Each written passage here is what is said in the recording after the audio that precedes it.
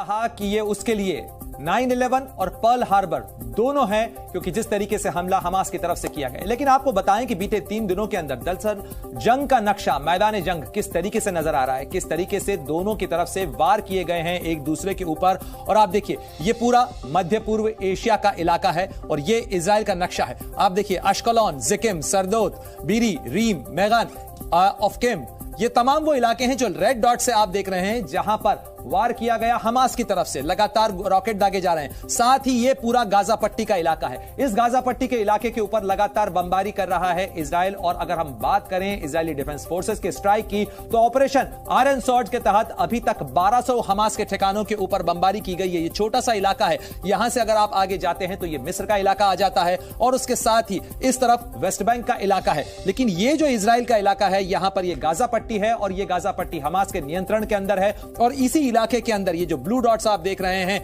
Rafa, Khan Yunus और Gaza city, इस पूरे इलाके के अंदर, गाजा पट्टी के इलाके के अंदर लगातार इजरायली डिफेंस फोर्सेस का ऑपरेशन चल रहा है। लेकिन ये वो इलाके हैं जहां अभी भी कई जगह पे कन्फ्रंटेशन चल रहा है। यानी इन इलाकों को हमास के आतंकियों से मुक्त कराने के लिए इस समय ग्राउंड पर हजारों जो इजराइल के सैनिक हैं वो उतरे हुए हैं। इस समय यहां पर ऑपरेशन चल रहा है जिसे कॉम्बिंग ऑपरेशन कहा जाता है। एक एक घर, एक एक बगीचे, एक एक इलाके की तलाशी ली जा रही है, वहां पर उसे क्लियर किया जा रहा है। तो कुछ इस तरीके से नक्शा नजर आ रहा है। और साथ ही ये 3 तस्वीरें हम आपको दिखा रहे हैं जो मैदान जंग का सूरत हाल बयान करती है। हमास और इजराइल के बीच चल रहे युद्ध के अंदर 1200 से ज्यादा लोगों की अब तक मौत हो चुकी है, जिसमें 750 लोग इजराइल के अंदर मारे गए हैं हमास के हमलों में। लेकिन इसके जवाब में आतंकियों पर इजराइल की स्ट्राइक का सिलसिला लगातार जारी है। 3 दिनों के अंदर 1200 ठिकानों के पर निशाना साधा है इजराइल ने और हजारों टन बम बरसाए हैं कई इलाकों के अंदर।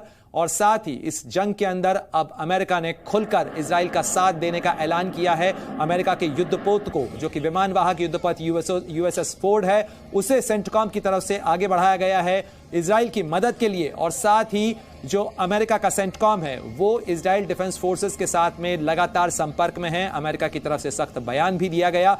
और साथ ही इस बात की भी आशंका जताई जा रही है कि मरने वालों में कई अमेरिकी नागरिक भी शामिल हैं। और साथ ही जिन लोगों को बंधक बनाकर गाजा में हमास के आतंकी ले गए, उसमें कई अमेरिकी नागरिक भी शामिल हो सकते हैं। इस बात की आशंका अमेरिका के विदेश मंत्री एंटनी ब्लिंकन की तरफ से दर्शाई गई।